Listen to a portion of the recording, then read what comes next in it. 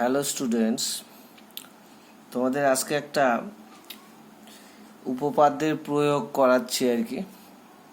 ক্ষেত্রফল সংক্রান্ত উপপাদ্যের প্রয়োগ এই অধ্যায়টাই আছে। এখানে বলেছে একটা ত্রিভুজ আছে এবিসি, সেই ত্রিভুজের তিনটি বাহুর মধ্যবিন্দু দেওয়া আছে। মধ্যবিন্দুগুলি পরপর যোগ করলে যে নতুন একটা ছোট ত্রিভুজ উৎপন্ন হবে তার ক্ষেত্রফল সমগ্র ত্রিভুজের ক্ষেত্রফলের 4/1 এই প্রসঙ্গে বলি, এরকম একটা প্রমাণ আমরা স্থানাঙ্ক জ্যামিতির মধ্যেও করিয়েছি কিন্তু। তাহলে প্রথমে একটা ত্রিভুজ আঁকা যাক। ঠিক আছে, প্রথমে একটা ত্রিভুজ এঁকে নিই।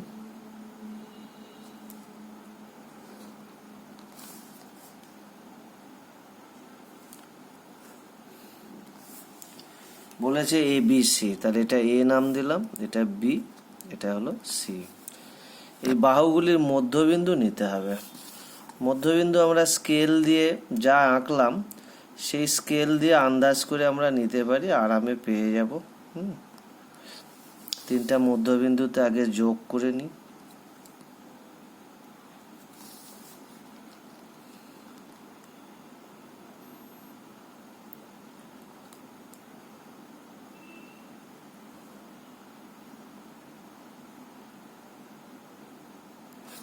মোটামুটি আমরা পেয়ে গেছি তিনটা মধ্যবিন্দু। বলেছে A B, BC R C A. A B বাহুর মধ্যবিন্দুটা হলো ডি, বিসি বাহুর হচ্ছে ই, আর সি এ বাহুর হলো এফ। এই তিনটা মধ্যবিন্দু দেওয়া আছে। প্রমাণ করতে হবে ডিই এফ, অর্থাৎ ডির সাথে ই যোগ করতে হবে। তারপরে ডির সাথে এফ আর ইর সাথে এফ। এই প্রয়োগটা খুব আসে পরীক্ষায়, যার জন্য করানো হচ্ছে আর কি।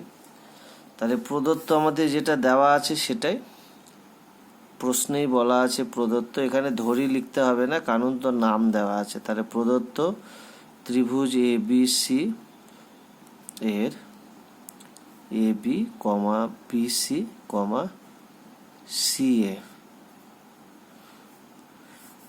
বাহুগুলির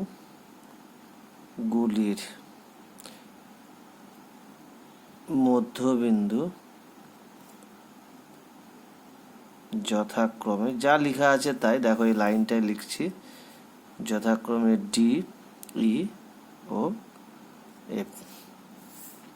এটা প্রামাণ্য। এবার কি প্রমাণ করব, এটাও আমাদের এই প্রশ্নের মধ্যেই দেওয়া আছে।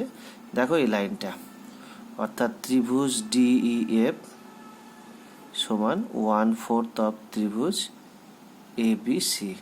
এখানে অবশ্যই ক্ষেত্রফল, অর্থাৎ ত্রিভুজ ডিই এফ এর ক্ষেত্রফলটা ত্রিভুজ এবিসি এর ক্ষেত্রফলের 1/4 অর্থাৎ 1/4।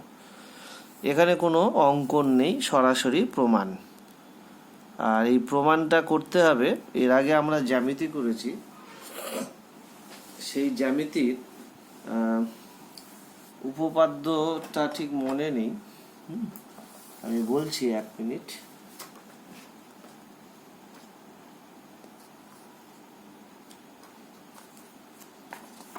একটি ত্রিভুজের দুটি বাহুর মধ্যবিন্দুর সংযোজক সরলরেখা তৃতীয় বাহুর সমান্তরাল ও অর্ধেক, অর্থাৎ উপপাদ্য 20। এই 20 উপপাদ্যের সাহায্যে আমরা এই অনেকটাই প্রমাণটা হবে আর কি। তাহলে এখানে দেখো, যেহেতু ত্রিভুজ এবিসি এর এ বি বাহুর মধ্যবিন্দু ডি এবং এসি বাহুর মধ্যবিন্দু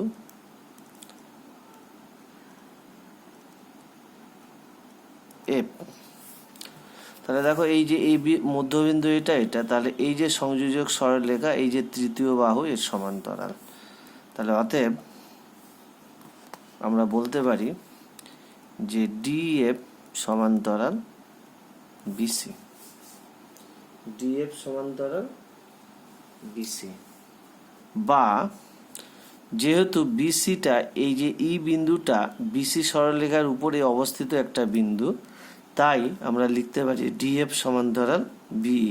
এটা আমার দরকার নেই, সমান্তরাল ধর্ম সরলরেখার দৈর্ঘ্যের উপরে নির্ভরশীল নয়।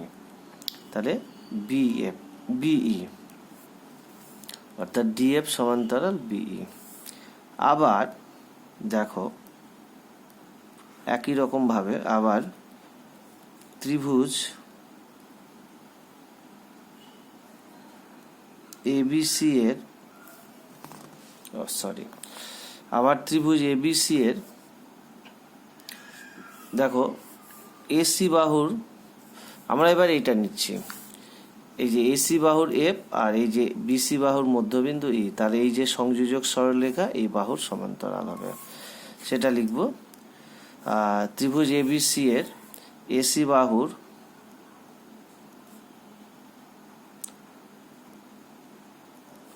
মধ্যবিন্দু এফ এবং বিসি বাহুর মধ্যবিন্দু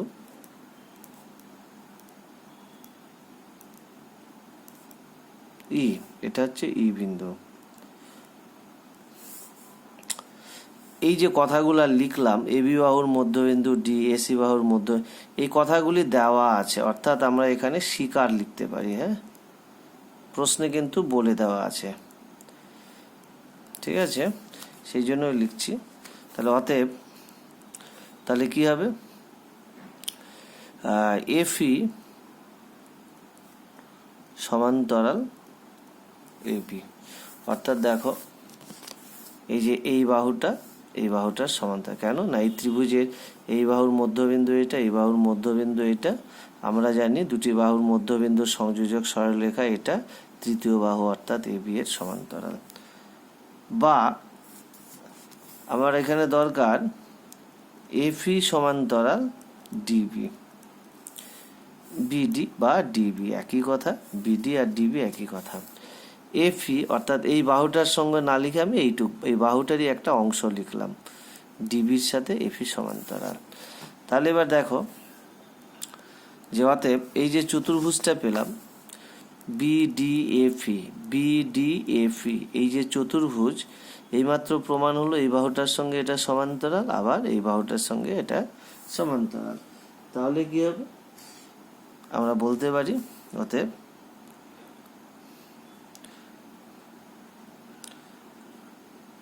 চতুর্ভুজ বিডিএফই একটি সামান্তরিক। আর সামান্তরিকের বিপরীত বাহু কি হয়, সামান্তরিক এটা।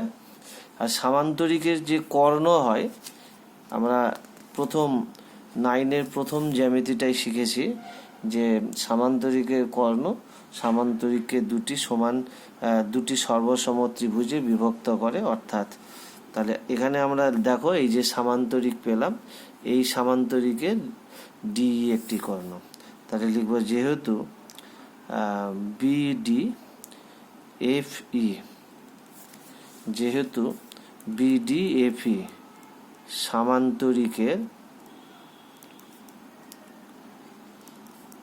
ডিই একটি কর্ণ, তাই আমরা লিখতে পারি কর্ণ সামান্তরিককে দুটো সর্বসম ত্রিভুজে বিভক্ত করে, তাই ত্রিভুজ ডিইএফ অর্থাৎ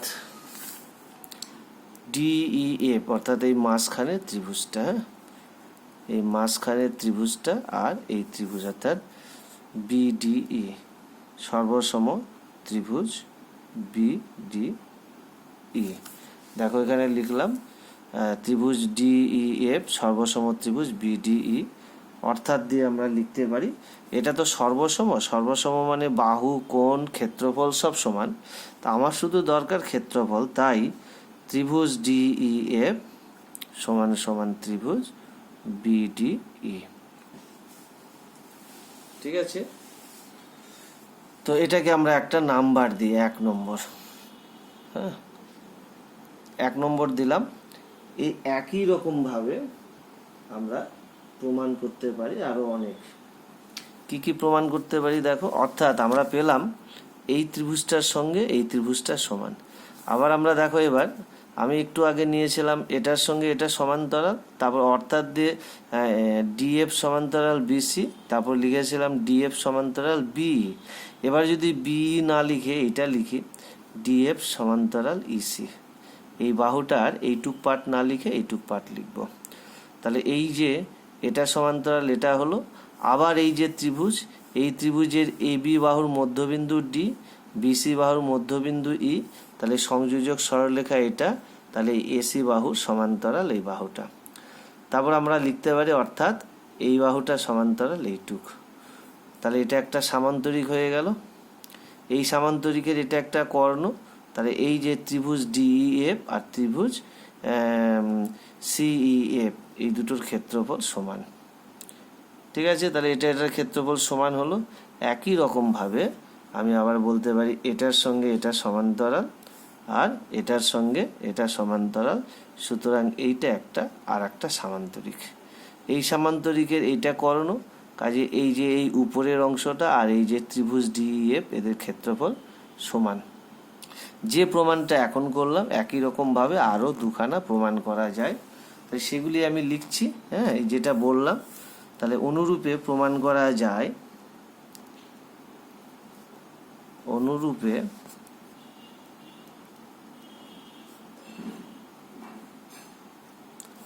প্রমাণ করা যায় যে ত্রিভুজ ডিইএফ সমান সমান ত্রিভুজ সিইএফ, এটা 2 নম্বর দিলাম, এবং ত্রিভুজ ডিইএফ সমান সমান ত্রিভুজ এডিএফ,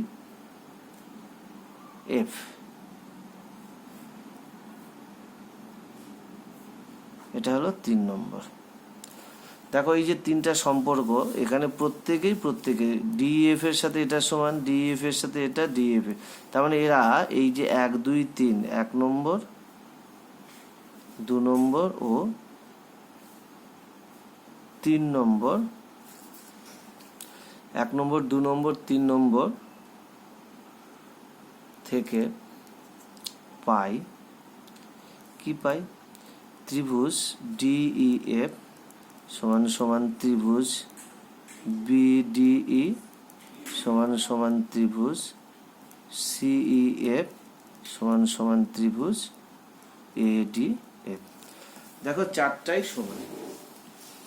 তাহলে আমরা যেটা করতে পারি, এখন যেটা করতে পারি দেখো, যেহেতু চারটার ক্ষেত্রফলই সমান, তাহলে প্রত্যেকটা এটা বা এটা বা এটা বা এটা প্রত্যেকটা হলো এই চারটার যোগফল বাই 4, অর্থাৎ এই চারটা যোগ করে দিলে তার 4 ভাগের 1 ভাগ, মানে প্রত্যেকটা এই চারটার যোগফল বাই 4।